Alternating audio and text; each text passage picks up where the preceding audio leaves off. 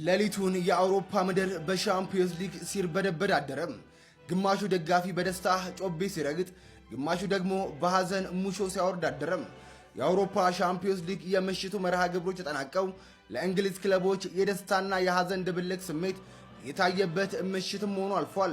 በኤሚሬትስ ስታዲየም ባየር ሊቨርኩሰንን ያስተናገዱት መድፈኞቹም ድንቅ ብቃታቸውን በማሳየት 2-0 በሆነ ውጤት ማሸነፍ ችለዋል። ኢዜና ዴክላን ራይስ ያስቆጠሯቸው ግቦች መድፈኞቹን በድምር ውጤት 3-1 በማሸነፍ ወደ ቀጣይ ዙር ማለፋቸውን አረጋግጠዋል። ቼልሲ በሜዳው የፈረንሳዩን ኃያል ክለብ ፒኤስጂን አስተናግዶም የ3-0 የሽንፈት ውጤትን አስተናግዷል። በድምር ውጤት 8-2 በሆነ ሰፊ የነጥብ ልዩነት ቼልሲ ከአውሮፓ መድረክ ተሰናብቷል። ማንቸስተር ሲቲ በሜዳው በሪያል ማድሪድ 2-1 ተሸንፎም ከውድድሩ ውጪ መሆኑ ተረጋግጧል። በዚህም ማድሪድ በድምር ውጤት 5-1 በማሸነፍ ለሩብ ፍጻሜው አልፏል። ስፖርቲንግ ሊብዘን ቦዶ ግሊምትን 5-0 በሆነ ውጤት ማሸነፍ የቻለ ሲሆን ስፖርቲንግ ሊብዘን በድምር ውጤት 5-3 በማሸነፍ ወደ ሩብ ፍጻሜ ተቀላቅሏል። በዚህም መሰረት ስፖርቲንግ ሊብዘን፣ አርሰናል፣ ሪያል ማድሪድ እና ፒኤስጂ የሩብ ፍጻሜውን መቀላቀላቸውን አረጋግጠዋል። የትናንት ሌሊት ምሽቱን ጨዋታዎች እንዴት አያችኋቸው?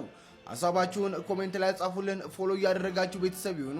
መጠርጠሩ ሰዎች አርሰናል ደጋፊዎች በሙሉ እንኳን ደስ አላችሁ። አርሰናል ወደ ሩብ ፍጻሜ ማለፉን አረጋግጧል። እንግዲህ በሩብ ፍጻሜው የሚያገኘው ስፖርቲንግ ሊዝበን ነው። አርሰናል እንግዲህ በሜዳው በኤዜና በራይስ ጎል ሊቨርኩሰን 2-0 አሸንፎ በድምር ውጤት 3-1 በማሸነፍ ወደ ሩብ ፍጻሜ ማለፉን አረጋግጧል። በሌላ ጨዋታ ቼልሲ 8-2 ተሸንፏል። በድምር ውጤት በአግሪጌት ስኮር ማለት ዛሬ 3-0 ተሸንፏል። ባለፈው ያው እንደምታውቁት 5-2 ተሸንፎ ነበር። በድምር ውጤት 8-2 ተሸንፏል። ያው ሲቲ ደግሞ ዛሬ 2-1 ተሸንፏል። በድምር ውጤት 5-1 ተሸንፏል ማለት ነው። ከዛ በተጨማሪ ደግሞ የአርሰናል ተጋጣሚ ያልፋል ተብሎ አልተጠበቀም ነበር። ስፖርቲንግ ሊዝበን 5-0 ቦዶ ግሊምትን ማሸነፍ ችሏል። ያው ቦዶ ግሊምት በሜዳው 3-0 ጨዋታ ተሸንፎ ነበርና ይገለበጣል ብሎ አላሰበም ነበር። አርሰናል ደጋፊዎች በሙሉ እንኳን ደስ አላችሁ። ሁላችሁም ይሄን ቪዲዮ አርሰናል ደጋፊዎች በሙሉ ላኩላችሁ። የአካውንት አዲስ አካውንት ሁላችሁም ይሄን አካውንት ፎሎ እያደረጋችሁ ያው በሩብ ፍጻሜው ከስፖርቲንግ ሊዝበን ጋር የሚገናኝ ይሆናል። ሩብ ፍጻሜውንም አለፈ ማለት ነው። ቀጥታ ግማሽ ፍጻሜ ገባን። ግማሽ ፍጻሜ የምናገኘው ነገ የምናውቀው ይሆናል ማለት ነው። ዴቪድ ራያ በጣም የሚገርም ኳስ ነው መጨረሻ ላይ ወጣን። ብቻ ያም ሆነ የአርሰናል ደጋፊዎች በሙሉ እንኳን ደስ አላችሁ። ሰላም ደሩ።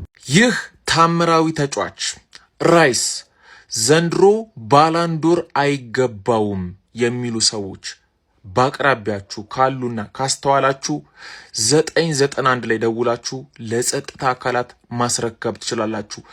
በሕግ መጠየቅ አለባቸው። ራይስ አንጀት አርስ